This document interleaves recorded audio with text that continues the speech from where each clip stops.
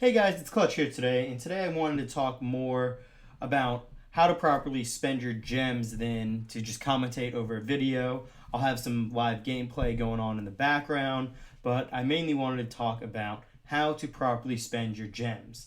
Because I know me personally in the past, when I'd get a bunch of gems or I'd buy a bunch of gems, I would just immediately buy super magicals or maybe even giant chests if I was trying to work on upgrading my commons at the time. But that's not actually the best way to spend your gems. So I want to go through what I personally feel is the best way that you should spend your gems in the game. So the first thing you're going to want to do is find one of those sites out there that shows you your upcoming chest cycle.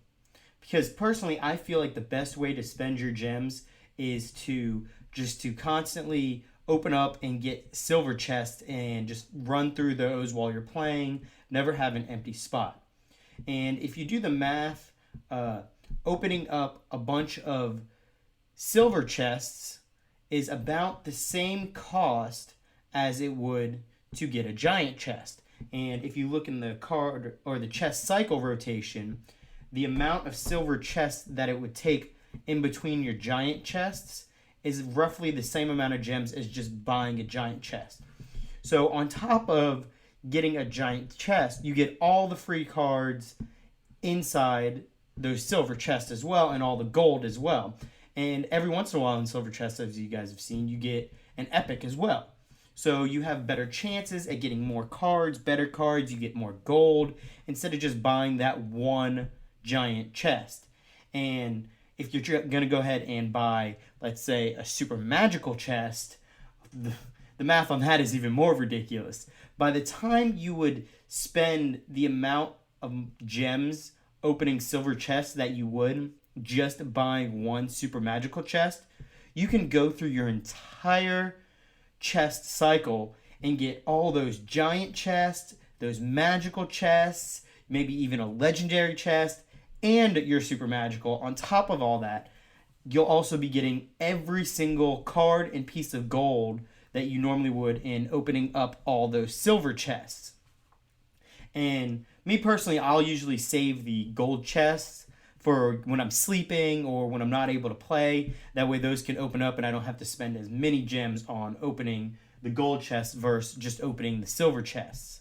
So that's my 2 cents on what I think is the best way to spend your gems in the game. Because if you just go through and spend them opening up or buying magical chests and super magical chests, then in all honesty, you're only getting the one chest filled with those cards right away. But if you put a little bit of time in, maybe a couple days, I mean, I've been making these videos for a little over almost 2 weeks now, and all I've been doing is opening up silver chests, and I think I've spent maybe 500 gems tops on opening silver chests, and I'm on my third magical chest, my second giant chest, and I'm about to hit a legendary chest in about 5 more.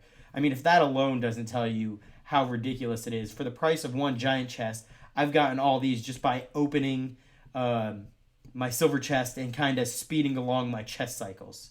So if you think any of this is any good information, if it's new information or something you've never heard of before, please go ahead and just drop me a like and subscribe, because for me personally, I wish I would have known this when I first started the game, because I would have probably had a lot more cards if I would have just opened up, the silver chest versus, because I think I bought a good handful of super magicals in the past, and I could have gotten so many more cards out of it if I would have just known this little bit of knowledge. But yeah, let me know in the comment section what you guys think, if you knew it or not.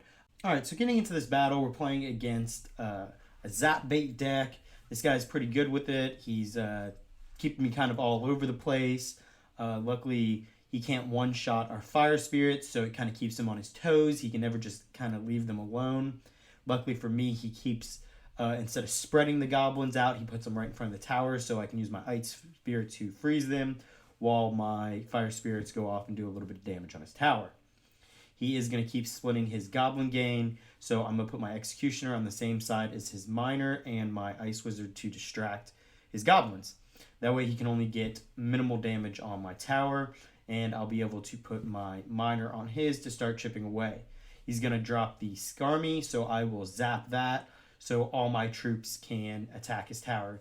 He does a good move right here by bumping me over with the log. That way my Executioner is in range of his Inferno tower. But at this point, I've already gotten some really good damage on his tower, so the game's pretty much over.